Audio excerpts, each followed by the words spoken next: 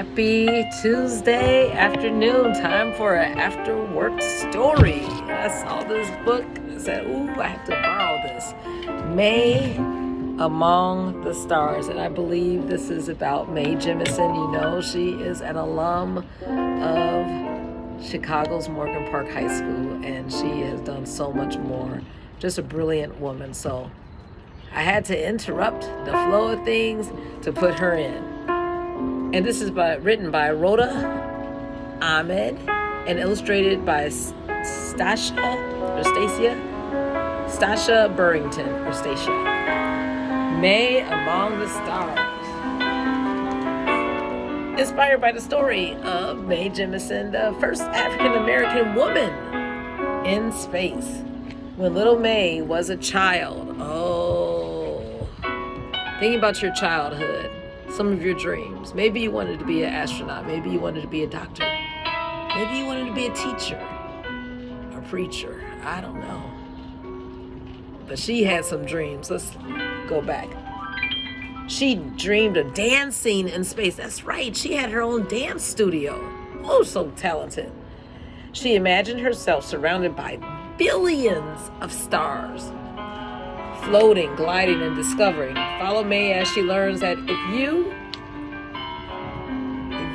can dream it and you work hard for it, that's the key, working hard for it, anything is possible. I was driving yesterday and there's a 10-letter word that is related to this. Nothing shall be what? Impossible. IMPOSSIBLE. Tell that force that you think is impossible, anything is possible if you dream and you put the effort, the rigor, the hard work to it. All right, May Among the Stars. Oh, beautiful. Beautiful so far. Nice. Little May was a dreamer. They say that daydreamers never succeed, but little May was different. What do you daydream about? It's important to just sit sometimes and just be still and just imagine possibilities, desires. They're in your heart for a reason. One day, May was working on an assignment for school. School, this is what, the 5th week already? And when she was working on an assignment, it was about what she wanted to do and be when she grew up. Yeah. As long as you have breath, you still have time to have your dreams realized. What will you tell them, May? I will tell them I want to see Earth. Look at that. Cooking. Yeah. You want to see Earth. This is Earth, May, her mother said. The flowers, the grass, the forest, and the mountains. We live on Earth. I know, but I want to see Earth from out there. That's an amazing plan, little May. Do you have any amazing plans? Let's make them. Let's write them down. Then you have to become an astronaut. That way you can see Earth from space. Astronaut? Do you think I could do that? Oh, look at that support. Of course you can. If you can dream it, if you believe it, and if you work hard for it, anything is possible. Nothing shall be impossible. May asked her mom to take her to one of our favorite places. Yeah, the library. She searched for books about space and astronauts. What are your top 3 favorite libraries? I would say, I have so many. I like Walker Library, the exterior, that's in the Morgan Park area. I like Beverly Library. I like,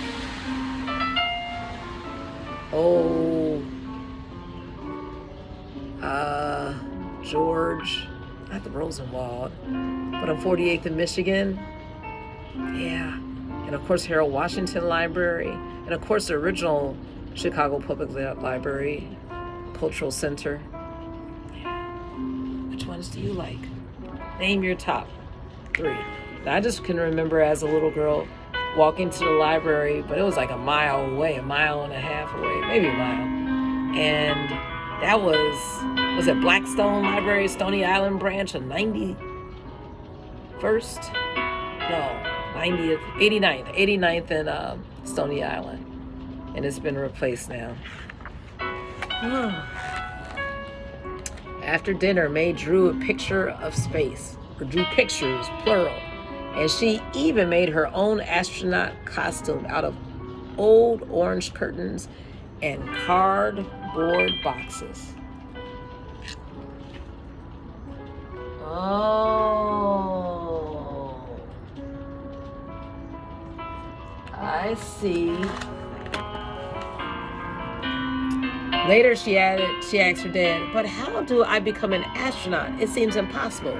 You will find your way, May, because if you dream it, believe in it, and work hard for it, anything is possible. I see. Huh. Yeah.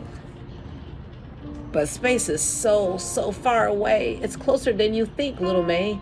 And you may get there sooner than you think.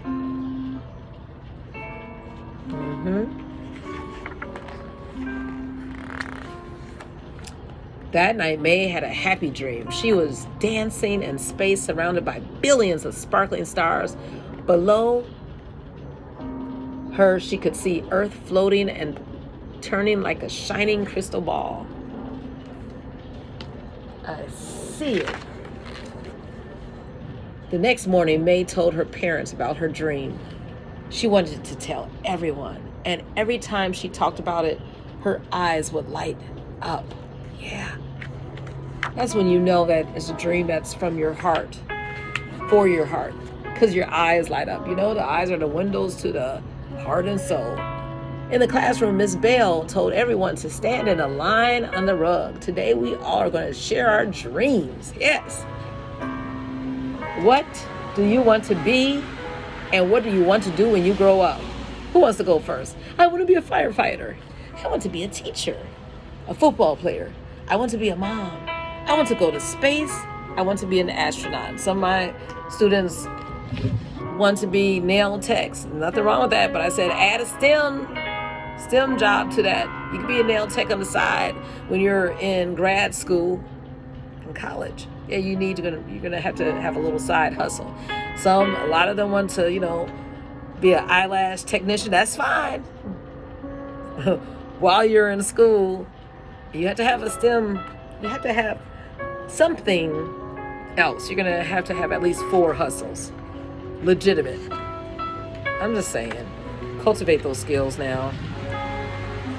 All the kids started laughing. Miss Bell asked, May, are you sure you don't want to be a nurse?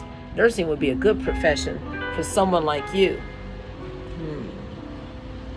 Why not a doctor? Why not a physician? And we know she turned out to be one. I don't want to be a nurse. I want to be an astronaut. Oh, so that was her first desire. I wonder how did medical school come about? May felt very disappointed. On her way home from school, May was quiet. She looked out the car window. Her world turned blue and cold. Nothing was the way it used to be. Oh, look at that. At home, May started crying. Miss Bell said, I can't become an astronaut. What a silly thing to say, said her mother. Miss Bell said, I cannot become an astronaut. Isn't that the craziest thing? She told me I should be a nurse instead. Her mom wiped away her tears. My dear May, I hope you didn't believe her. There you go, Mom. Of course I believed her. She's my teacher. Even teachers make mistakes. Yes, they do. I'm sorry Miss Bell didn't encourage you, but she can't stop you.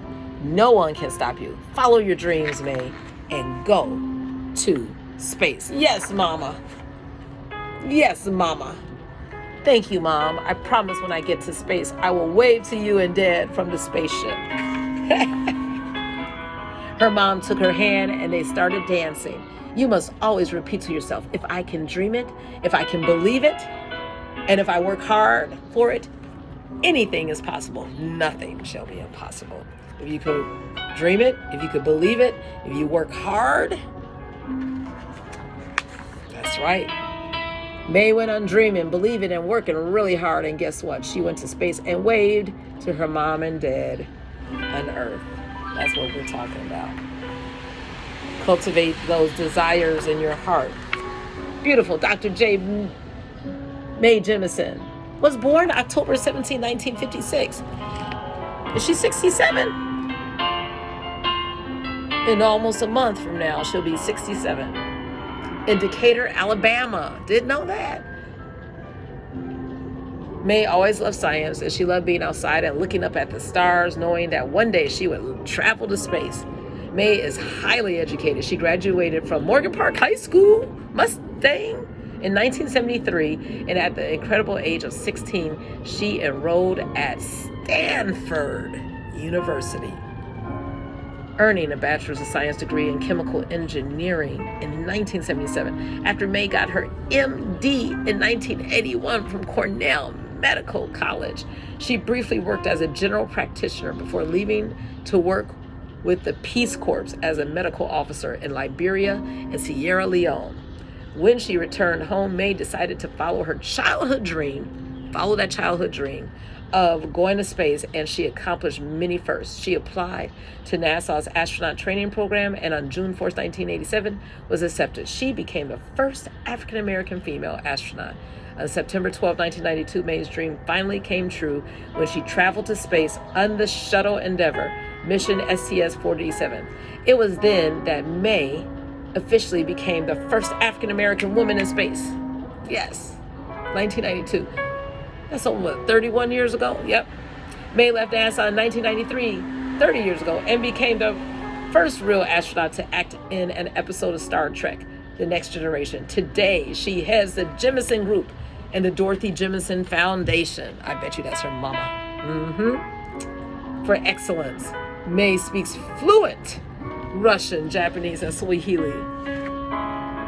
That reminds me of Dr. Ngozi Ezike, when she was the head of the medical unit in, was it Cook County or the city of Chicago, and how she would break out and she would translate her own conversation and start speaking fluent Spanish.